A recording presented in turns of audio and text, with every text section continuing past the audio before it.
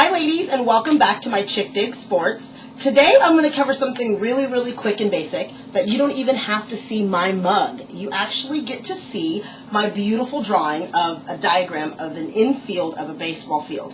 I wanted to cover this because this is just the beginning of the basics of learning the game. Okay, so these two lines you see right here on either side, that's called a base path or a foul line. Okay, the base path, the runner has to stay within that when they run from home plate up to first base. Now, if a baseball is hit on this side, it's considered foul. If it's hit on this side, it's considered fair. Foul means it's out of play. Fair means it's still in play. Okay, so now, it's 90 feet from home plate to first base. From first base to second is another 90, to third is another 90, and all the way to home is 90 feet again. Okay, so this is home plate right here we're starting with. My lovely hands, thank you. And this is where the batter is going to stand. I put a batter on either side because you can bat from either side of the plate, however you feel. If you're a left-hander, you're going to bat from the left side. If you're a right-hander, you're going to bat from the right side. Now, if you are, and then right below home plate right there is going to be the catcher. Okay? Now, the catcher is going to sit right behind home plate, right there, and right behind him is the umpire. The umpires are the guys that make sure you play by the rules. We all know who they are. They're the refs in basketball, the refs in football, and they're called umpires in baseball. Umpires, actually, there's 4 of them on the field at any given time. Unless it's postseason, then they always have an extra one. So you have an umpire behind home plate, and he does what he calls the balls and strikes. Okay, and I'm going to explain all that in a little bit.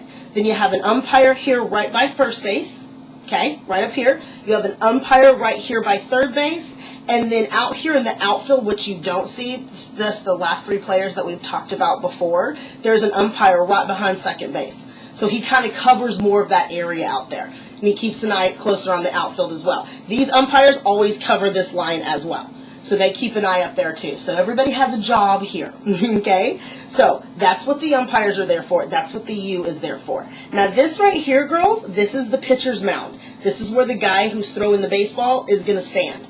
So he throws from here to home plate. Obviously the catcher hopes he catches it. The hitter hopes he hits it.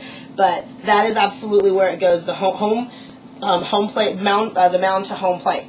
Now the C's right here are coaches. The great thing about baseball, and here's something you might not know, that in baseball, they're the only coaching staff that is allowed to walk out on the field, so they wear the same uniform as the players. So if you ever watch football, they're in regular clothes. The coaches, you'll see they look different because they're not supposed to walk out on the field. Basketball, they're in suits. It's the same idea. Hockey, they're in suits, not allowed to walk on the field. But in baseball, because you change players, you take them out. Once you take a player out in baseball, he cannot go back in. So you have to walk out onto the field because in baseball, you have 2 coaches. You have what we call your first base coach and your third base coach. So whichever team is batting, they each have a coach standing on either side of the field. Kind of nice because he actually is going to take some signs from inside of the dugout, and they're actually going to be able to tell them how to direct the plays. And the first base coach and the third base coach is watching the baseball at all times. So he's the one that's going to tell you whether you should run if you're at second base, if you should go all the way home. So you got to watch your coaches. They're on either side right there on the field. So we also wanted to talk just a little bit about the pitcher and the hitter. This is actually a very interesting relationship that these 2 players have together. Okay, they typically most people think that the pitcher just decides what he wants to throw to any certain hitter, and he just kind of throws the ball all willy-nilly. Ladies, I promise you, there's a method to the madness of this. So the pitcher and the batter typically are obviously one wants one result and one wants the other. One of my favorite things to do is to watch a pitcher on the mound, and he will typically shake his head yes or no to tell the catcher if he agrees with him on what to pitch.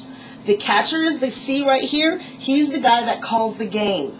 So he's actually one of the most important, I think the most important player out there, because he's the one telling the pitcher what to throw, and he's also the one telling the shortstop what's happening and what's going so that he can tell everybody in the outfield what's coming next.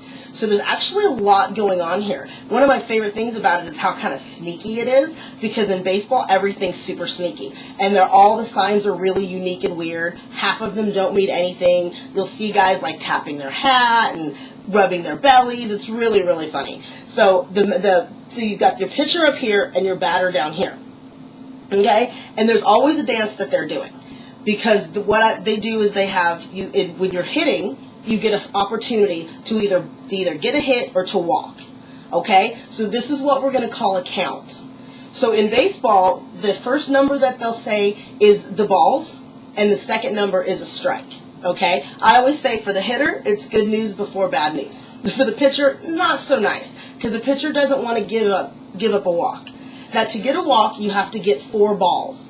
What this means, girls, super easy, is that when he throws it to here, it doesn't cross over the plate, according to the umpire who's watching. He doesn't think that when it goes across here, he thinks it goes around, or he thinks it's too high or it's too low.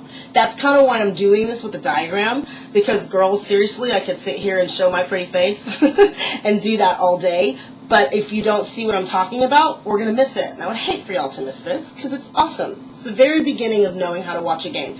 Once you understand how the diagram works, you're totally in. So the catcher the umpire calls all that. He's the one that decides. So he's going to call that, and then so in order to walk, as I said, you have to have 4 balls. In order to strike out, you have to have 3 strikes. Okay? So if someone says they have a 3-1 count, it means that there are 3 balls that the umpire didn't think went over home plate, and there's 1 strike. So either the person did a swing and missed, swing and popped it foul, which is a strike, or he just didn't swing at all and the umpire said, oh, that's going right over the plate. So that's what somebody, when they say that's a 3-1 count. Now, if it's a 1-2 count, it means that the pitcher's happy. That's what we call a pitcher's count. Anything like that is a pitcher's count, because a 1-2 count means that the pitcher's only had 1 bad pitch, the other 2 have been strikes. So he's usually going to use his favorite pitch to strike someone out at that point. That's usually the goal. So that's a basic diagram of the field. Girls, you kind of know a little bit more about this lovely dance we have going on between the batter and the pitcher. I like to think it's a little bit of a 3-way sometimes, a little threesome going on with the catcher as well, because the catcher is the one telling the pitcher what to do. So that's just my strange way of thinking. All right, ladies, so now we know. So we've got first, second, third base, and home plate. Your main goal, obviously, is to get to home as many times as possible, because that's how you score runs.